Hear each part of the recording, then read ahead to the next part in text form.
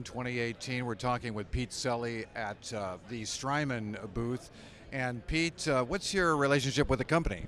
I'm one of the co-founders of the company, and I do the DSP algorithm design and the sound design. So I kind of create the sounds that come out of our pedals and now our Eurorack modules. Well, can I flatter you, because there are no better sounding pedals than the Strymon pedals. How long has the company been in existence?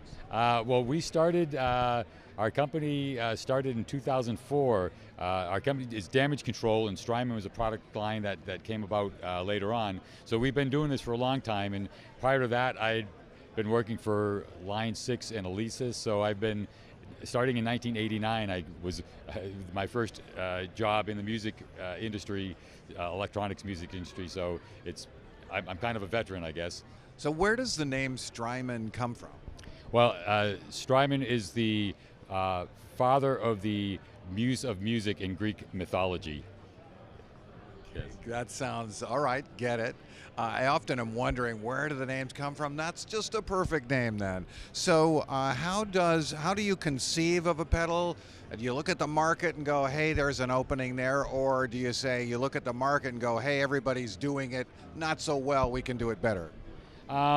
It's really just, a matter of things that we think we can do well.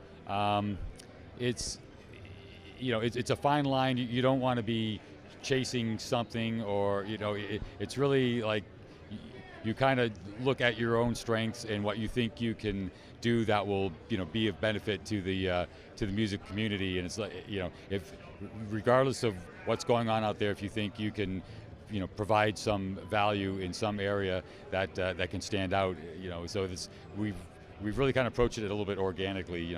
There's not really a master listed plan of this is our strategy. It's just kind of they come about as we see fit, and that is as the guy who's doing a lot of the coding. Sometimes I get the luxury of being able to say, hey, I just have an idea, or this might actually be something that's cool. So. What is your favorite pedal that you've designed? That's a tough one. It's like they really are all good, I have to say. Sometimes I'll hear a wonderful evocative sound and I'll go, where is that coming from? And it's, oh, they're playing a Strymon, of course. So I'm just wondering if you have a favorite go-to pedal that you like to use. Well, I really like, I think Mobius, which is our large modulation pedal, is kind of filled with a lot of really cool sounds that if you kind of dive into, you can really kind of dig deep on that and create some sound. So that one's fun because they're kind of you can go a lot of different places with it. So if you were an experimental musician, and a lot of people that we connect to are on that tip, that would be a good choice. Yeah, you can really, if you're into, we've got a couple of different engines in that pedal that are really kind of tailored towards getting some interesting non-traditional sounds. So that's where you can really find some cool things there. If you're the coder and designer, they're probably all your babies, and it's hard to choose, right? Exactly. Yeah. We came out with Sunset in the early spring of last year, which is a dual overdrive pedal, and I really like the sounds on that with 6 different overdrive styles, and that's a fun one to push your amp with. Now, and most people have traditionally associated pedals with something that is used with a guitar, but a lot of people are using very successfully your pedal with keyboards and synthesizers. Well, I think one of the things that stands out is when we design our pedals, we really try to take care of the signal quality from every aspect of it, from the input to the output, and many times that really shines when you're going through a full range systems like a keyboard amp, where a guitar speaker is going to roll off a lot of that high end detail, which you want in a guitar speaker, but it also means that some of that high end detail will not come through a guitar amp, but in a keyboard situation, you can really hear that, and especially if you're mostly going to be in a stereo situation with a keyboard setup, you're going direct into a PA or a mixer. It allows really kind of the full detail of the whatever the reverb delay or whatever it is to be heard.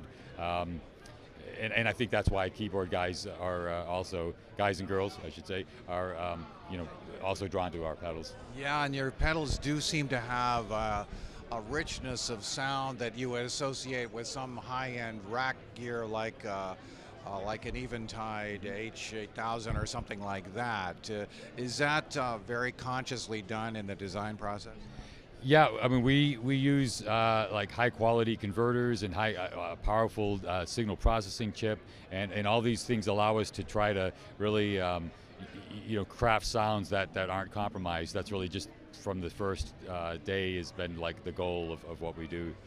Well, conveniently, in talking about the use of Strymon pedals with synthesizers and keyboards, I was sort of surprised but not surprised to see this really fascinating integration here. A few years ago, we were seeing the Eurorack modular synth community using some of Strymon pedals integrated with their setup, and our tape delay, El Capistan, seemed to be a popular one, and it just gave us the idea to take that pedal concept and actually expand the feature set, take advantage of the flexibility of the Eurorack format, and come out with a product that was dedicated from the start to be a Eurorack module. So we ended up with a 4-head tape delay with transport control and panning options and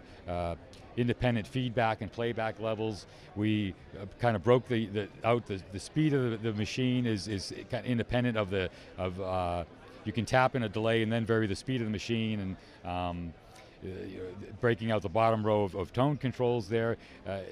Then integrating CV control, like the speed of the machine can be controlled by a 1 volt per octave control voltage, which is a standard in the modular world.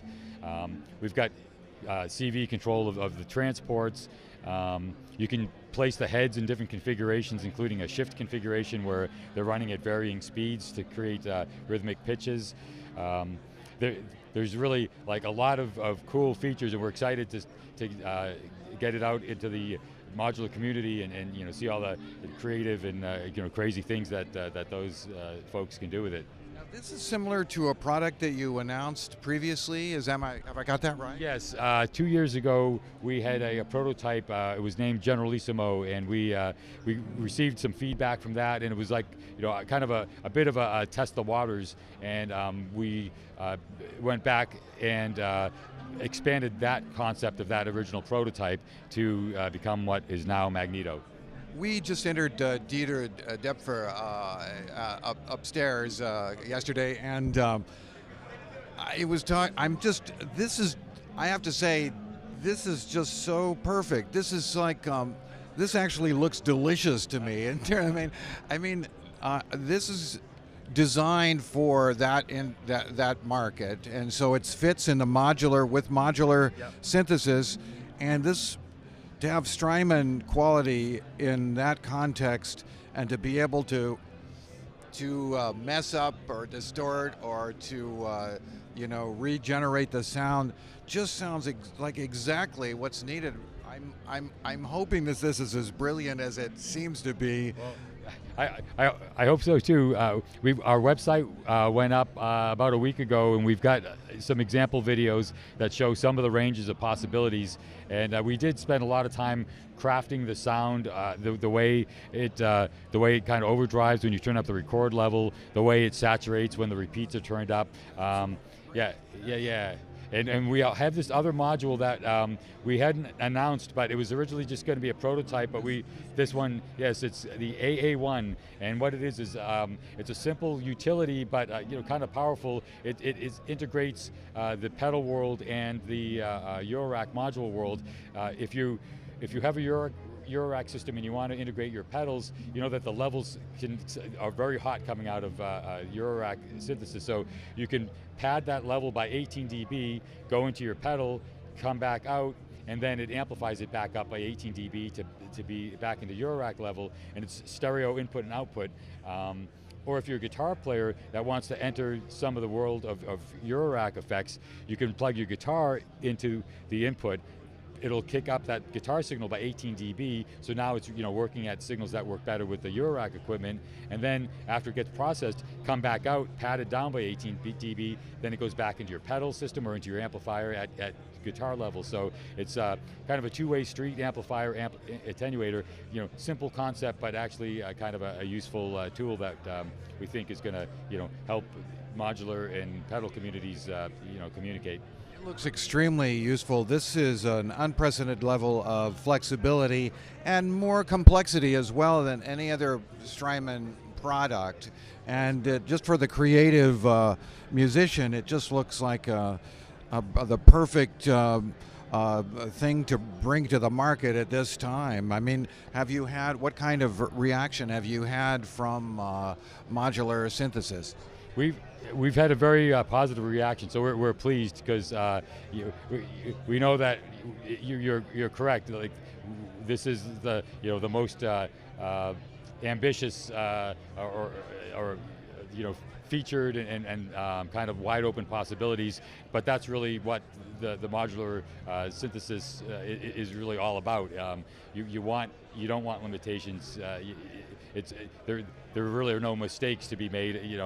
There are experiments and surprising and results that come about. So we're happy to see that the response has been very encouraging. So we're excited to actually get them out in the community.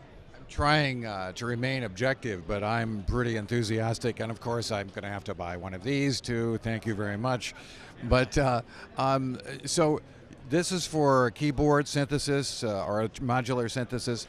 Do you have any other things new that you're bringing to the show this year? Well, our Zuma R300 power supply is new for the show. It's the latest addition in our expanding power supply lineup.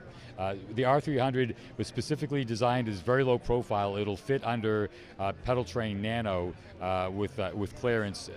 It mounts right underneath it, so it just has an IEC connector in and has 5 outputs. One of them is variable voltage switchable. Each output can provide 500 milliamps, so you can really power quite a board with just that power supply. So that joins our other OHI and the large Zuma format power supply. And the whole system is modular, where you can, once you've plugged into the wall, then you can just daisy chain our supply modules through the 24-volt cable, and so it becomes a very flexible, expandable power system. Pete Celli, thank you for the interview, and thank you for bringing all these creative possibilities and enhancements to the world of music and making it a more beautiful place. Thank you so much. Great, thanks very much for your time. NAMM 2018.